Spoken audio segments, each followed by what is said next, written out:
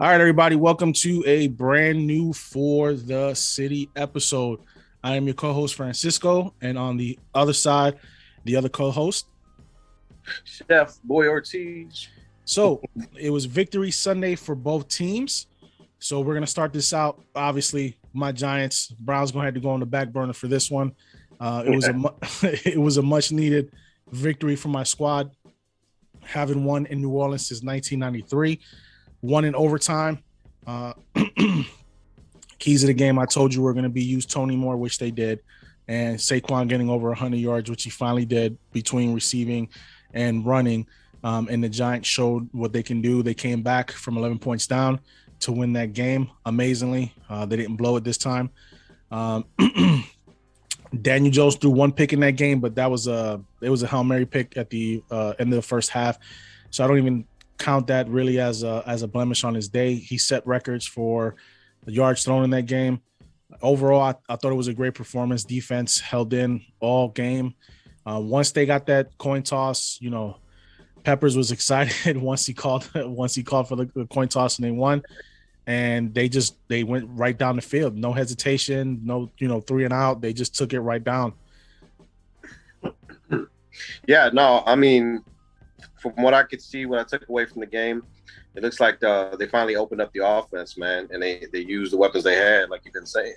With Saquon, I mean, that's the key, like you said, man. If that dude gets over 100 yards of scrimmage, either by running or throwing, receiving, I mean, it's kind of just how he is the offense. It goes through him, you know what I'm saying? So if he's successful and he's doing this thing like that, plus I saw Kenny Galladay. He was 6 receptions for 116 yards.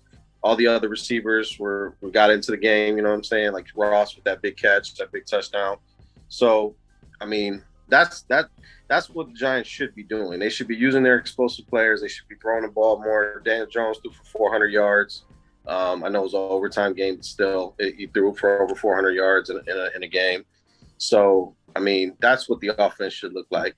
And the defense did its thing. Now, some people say, is it the Saints or, whatever, because you don't know what you got with the Saints, but you can't discount that they went in there and did their thing. So, and both of us, didn't see much, success coming in this game, but, they proved us both wrong. So, it looks like they might have turned the corner. The defense still didn't look great, but I think their offense may have finally turned the corner.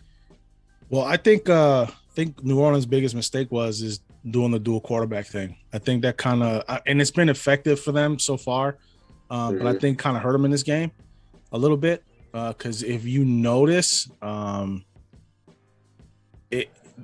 use the backup more as a running back. Right. More plays than anything else. He also threw a pick in the game, so I don't know what their plan is moving forward. I don't know if they're going to put him in full time or what, but I just think the chemistry is kind of off with New Orleans. With the offense, they should have put more points in their game. They could have put more points in their game. Yeah, looking at the drive summaries and everything, like you said, Taysom when he goes in there, I mean, he's not a terrible quarterback, but he's not a NFL worthy, quality quarterback. If he was, he would be starting right now.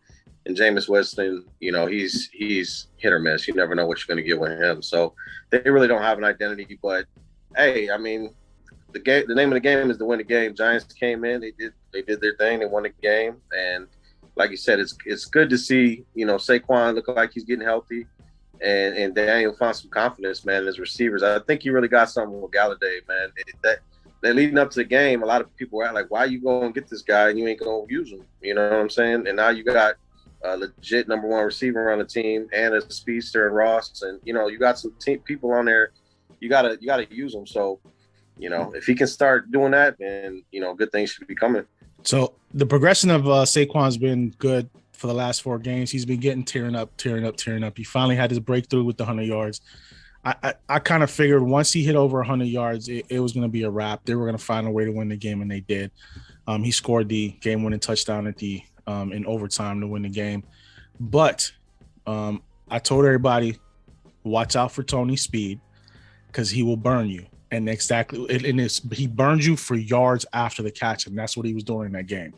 He got the ball, and he was making something out of nothing. And this is what I think they need to continue to do moving forward in order for them to progress more. It was a good win. First time since 93 they won in that building. I mean, that's an accomplishment within itself. And they just need to continue to open the offense. I think Garrett is going to start now that he sees what he has. He sees what he can do. He sees the speed. And then he has Ross. Like Ross coming back, and he was a contributor right away. As soon as he got back off IR, it was fantastic. So moving forward, I think they need to continue to spread the wealth, because now you got 2 tight ends that you can use. You got 4 receivers right now that you can use, that you can utilize. They have a plethora of talent.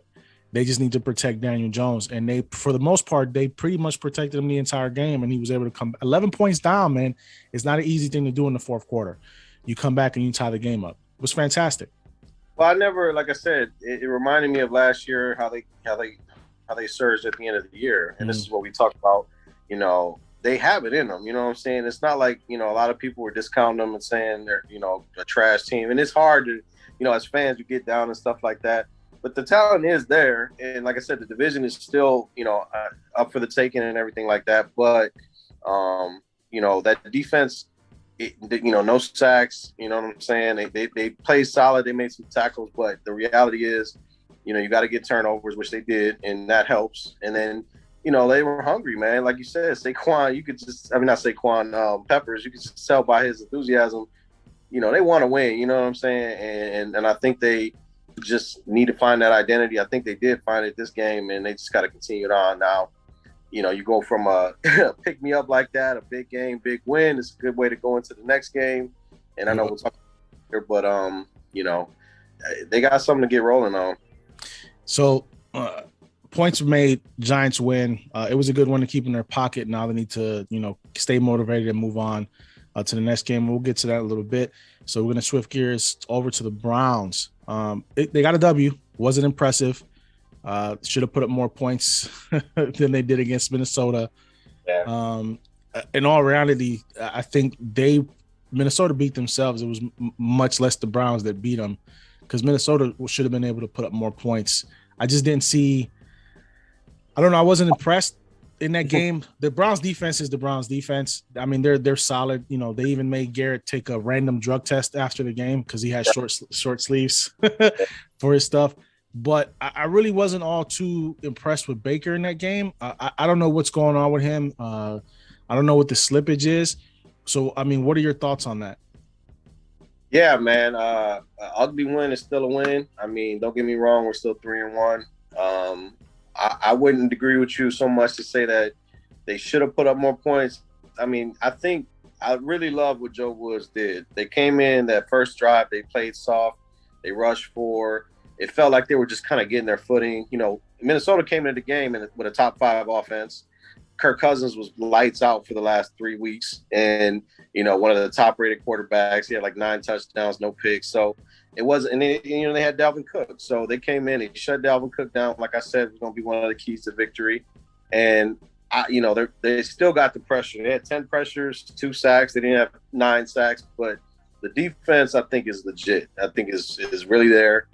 I'm gonna get to Baker, because the Baker thing has been bothering me a lot. You know, that's probably the worst thing. But just to touch up on a couple other things, like I said, the defense, JOK, that dude is phenomenal. Best pick the Browns have had in God knows how long. I mean, the dude is a freaking monster. He's the number 1 ranked rookie in the NFL. He's the number 1 ranked linebacker. The dude is a freak. I mean, he's only going to get better. And so I'm really, really high on the Browns. I hate to get into the negative stuff, but I mean, the reality is, yes, Baker played like trash. Baker knows he played like trash, but I do believe the reality is, I think he's hurt. I think he hurt his shoulder really bad that game against the Texans. He gutted it out. That the week after that, it was the same way. Like, he didn't have his best game. And I think he's wearing a harness on his arm. You know what I'm saying? Like, after the game, they asked him, you know, this week if he was wearing a harness, and he is, to try to protect that left shoulder. And I think another thing was Stefanski, man. Stefanski, I mean, I know it's only his second year head coach, but he didn't do him any favors, man. He did one bootleg, you know, rollout bootleg, naked bootleg that he normally would do, and that was it. I know Minnesota was kind of on it, but he went away from it, and he went to this straight drop back pass, and that's not Baker. Baker is who he is. He's a short quarterback. He has trouble seeing over the line. He has a lot of batted balls down. That is what you get with Baker. But you got to put him in position to win. I think there was a lot of, just like the week before, man, you had a lot of going for fourth down, and you're making things complicated, man. Your offense is predicated on the run. Again, we got a number one rushing offense in the NFL. And you know what I'm saying? Baker doesn't have to put up 500 yards a game. He doesn't have to throw for 4 touchdowns a game. But that was awful. That was terrible. And I think it's more or less the injury than it is Baker. And you know, a lot of people are saying the Odell thing is back. Like, oh God, here we go. Him and Odell can't get on the same page. I don't think it had anything to do with Odell, honestly. I think if Baker is hurt, Stefanski should have made a game plan to go around that injury. He should have made Baker's life a little bit easier, because Baker's gutting it out right now anyway if he's got an injured left shoulder. He's on the field. They won ugly. A win's a win, whether it's, you know, by 40 points or by 3. A win's a win. But what I'm saying is, you know what kind of football player Baker is. He's going to gut it out for you on the field. How do you not make a game plan around his injury to make things, to alleviate some of that pressure of him having to throw that ball down the field? You could have did some dinks and dunks. You have a two-headed monster in the running game. How do you not take advantage of this stuff? And it frustrates me because everybody gets on Baker. You know what I mean? Now you got calls from Stephen A. Smith now talking about they need the Aaron Rodgers, blah, blah, blah, this, and maybe you need to bring this person in and he'd be a good fit in Cleveland. And it gets, I mean, the noise gets, it can get to people after a certain amount of time as well. Like, the dude took you to the playoffs. He was one play away basically from going to the AFC Championship game against Buffalo. You know what I mean? He had a bad game. He had a bad game. You have to like the offense is like every team, every good offense. You know, they have an identity. Our identity is running the ball. A lot of people, like I said, I don't need Baker to be, to be Patrick Mahomes or Aaron Rodgers or anybody like that. I need you to manage the game. And he didn't turn the ball over. He didn't throw a pick. You know what I'm saying? Yes, his passer rating was terrible. And there was a couple really, really bad throws. So, like you were saying about Baker and the running game. But with me, with Baker, though, I don't think he's a game manager, though. Baker can be a big-time player, man. He can put up 400 yards for you easily, 3-4 touchdowns if you let him. So I wouldn't necessarily view him just as a game manager, because I don't think that's what he is. He wasn't that in Oklahoma, and I don't think he's that in Cleveland. So why does everybody want to make him a game manager? That's not his style of play. Yeah, I think, they're putting the reins on. I mean, like I said, I think he can do that. He can be a gunslinger and throw the ball around 50 times a game. I think part of it is Stefanski and part of it, is the game plan. And then, like I said, this is his second year with the same offensive coordinator and same, everything, system, same players. So Baker hasn't had a lot of consistency. There hasn't been oh, well, I know I can go to this guy. I know I can go to that guy or anything like that. This is his second year with the same offense, same, everything. And there should be progression.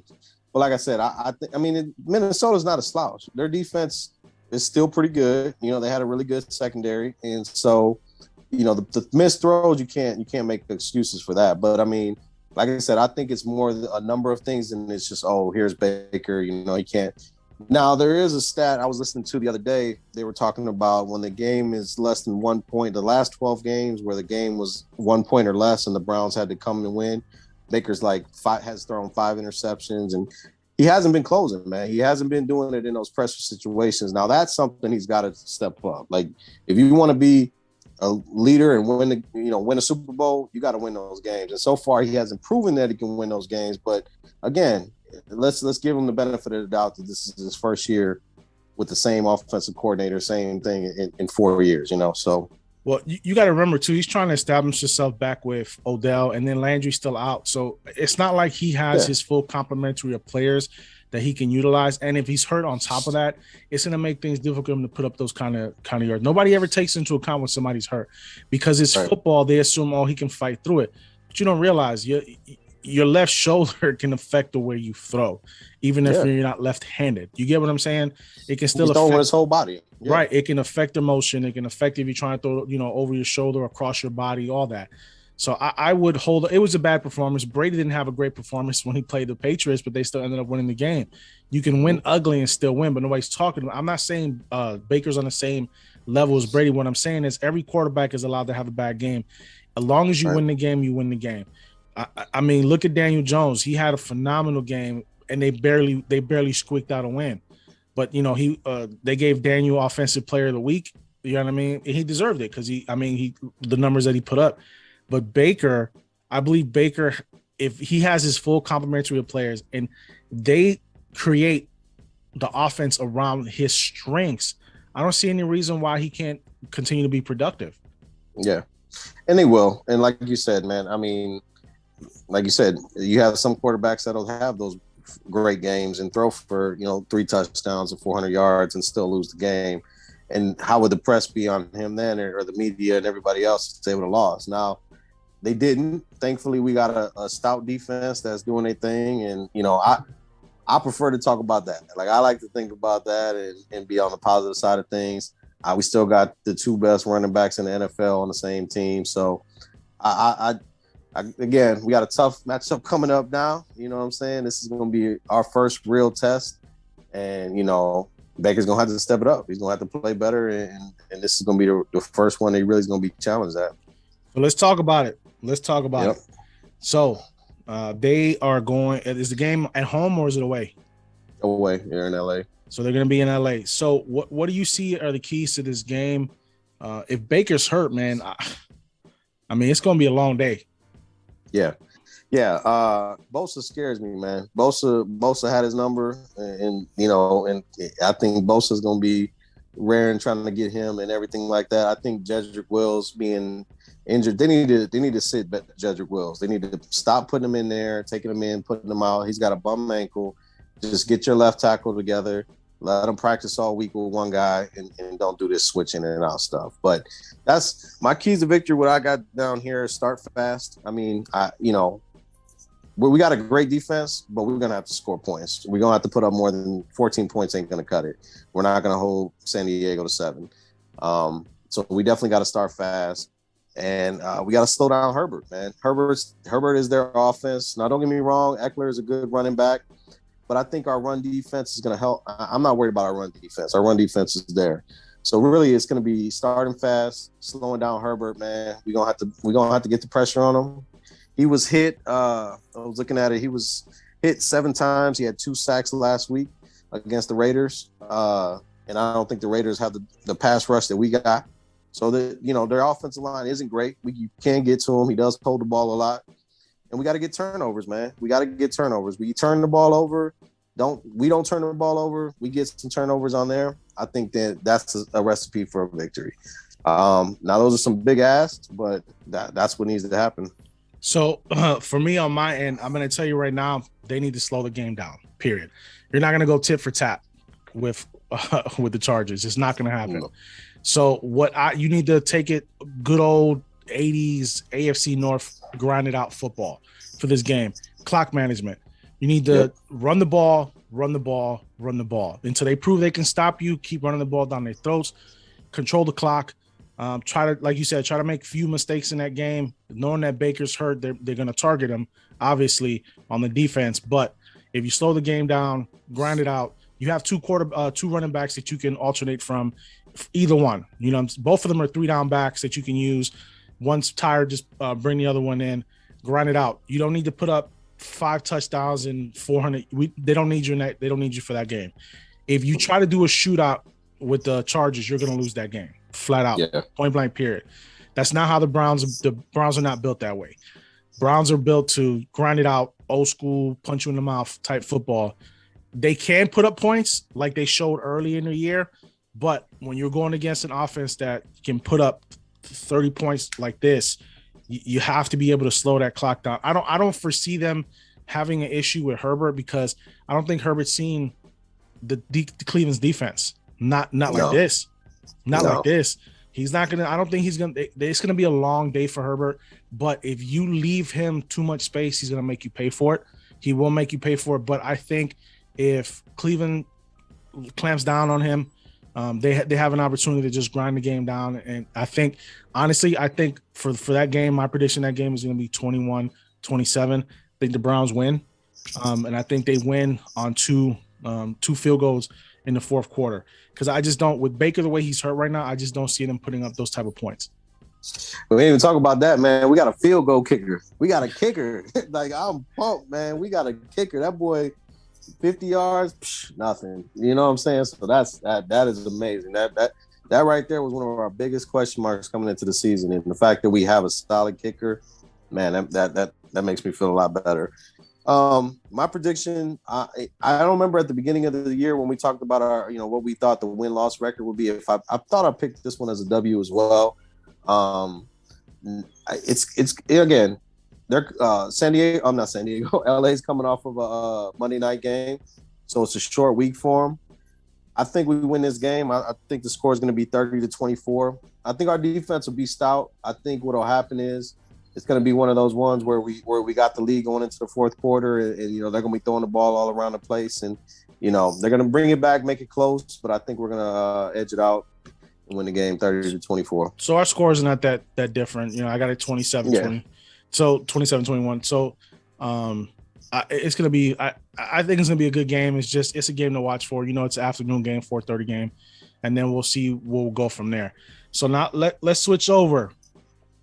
My team is trying to win at the house that Jerry built, the monstrosity in Texas. They haven't won in since, he's opened the place up. They're going against one of the top offenses in the NFL right now. They're putting up 40 points on everybody. They have a healthy quarterback in Prescott. Their running game is back on track now. They're eating people up. Simple as that. I got to give credit where credit is due, but it's the Cowboys. So they're always going to find a way to fold at the end of the year, whether they have a 15-1 record or, 12-4 record. It doesn't matter. They're going to find a way to choke. But in this game, I don't have high hopes for the Giants in this game. I think this is going to be a statement game for Dallas. For the simple fact is they want to put a chokehold on the NFC East. This is going to be a good indicator of how fast they can win the division. I think the Giants will hang in maybe the first 2 quarters of the game. Now, if they keep it close, because you're not going to bottle up Ezekiel Elliott. You're just not going to do it. He's going to eat. He's going to get his yards. And the way Prescott is playing and that defense hasn't been Giants defense hasn't been as stout as it should be. But it is an NFC East game. Giants always get up for NFC. Those games are always seem to be closer than most people think it will be.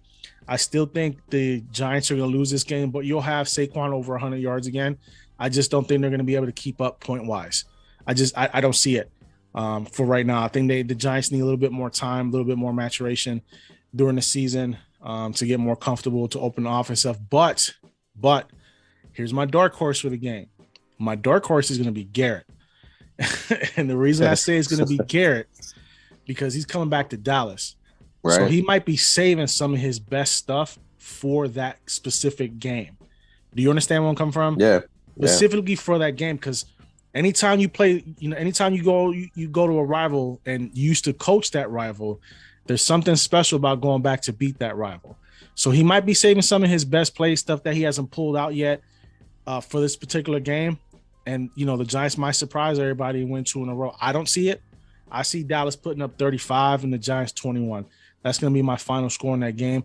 I just think Dallas's offense is going to be too much for the Giants. Giants can put up some points in that game because Dallas will probably in the fourth quarter will start playing prevent and a little soft, and the Giants will be able to get some junk points. But that's where I see the game at.